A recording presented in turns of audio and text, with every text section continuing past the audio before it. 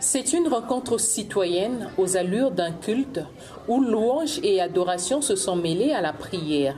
Le but affiché de ce rendez-vous des filles et fils de Wenzé est de remercier les hommes d'église de cette communauté pour leur soutien spirituel face à tous les événements malheureux qui ont secoué Wenzé dernièrement, à l'instar du 4 mars 2012 et la pandémie de coronavirus. Non, je pense que le plus important, vous savez, on s'est retrouvés ici à 16 mois. Je crois que je l'ai dit lors de l'échange, le 13 mai, on avait rassemblé, grâce à Dieu, ces hommes d'église pour voir ensemble comment allions-nous communiquer, informer, vulgariser sur la pandémie et aussi comment distribuer les kits alimentaires qu'on avait mis à leur disposition. Je pense qu'il était important, plus d'une année après, qu'on puisse faire le point et aussi leur dire merci parce que véritablement, ils ont fait un travail de fond. Ils ont fait un travail de fond dans le quartier et ce travail, les églises le font depuis le 4 mars, les petits événements du 4 mars 2012. Et je pense qu'il faut reconnaître, comme on dit, il faut rendre à César ce qui est à César et à Dieu ce qui est à Dieu. C'est un peu ce qu'on a fait en rencontrant les représentants de l'État.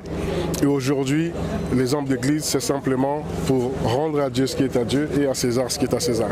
L'initiative Wenzé Tosolola, ce pont jeté entre le député et ses mandants, se veut être englobante en ce qu'elle ne laissera pas une seule composante des forces vives de Wenzé 1 au bord de la route. Ici, toutes les opinions sont indispensables pour mieux bâtir Wenzé 1. C'est ainsi que la parole a été donnée aux hommes d'église. Une seule suggestion, c'est celle du bishop Léon Goy de l'église épouse de Christ sur l'administration du vaccin dans les églises. Mais ma préoccupation, est-ce que l'honorable ne peut pas faire de son mieux pour que les vaccins contre Covid puissent être administrés au sein des églises?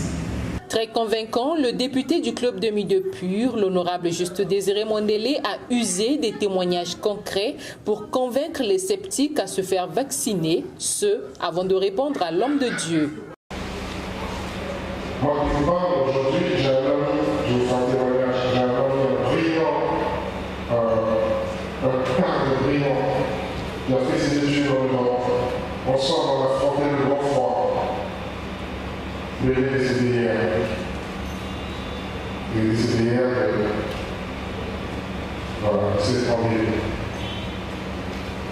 Voyez-vous, pour ceux qui me suivent, ils savent, parce qu'on a beaucoup d'amis communs, ils savent qu'il est décédé à 4 mois. Et c'est par la grâce de Dieu que je me suis levé pour venir vers vous, parce qu'autrement, je serais à 4 mois. Vous êtes tués d'en parler, mais si le vaccin, ce vaccin, est un vaccin, l'intelligence du nom de Dieu, si ce vaccin est un vaccin démoniaque, j'ai peur de la société parce qu'il y a le vaccin contre la poliomyélite. Ce fut une révolution pour le monde lorsque ce vaccin est arrivé. Vous imaginez comment, sans ce vaccin contre la poliomyélite, comment il y a dans les familles, ceux qui n'ont pas eu la chance de bénéficier de ce vaccin, puis se retrouvent en incapacité réduite, simplement parce que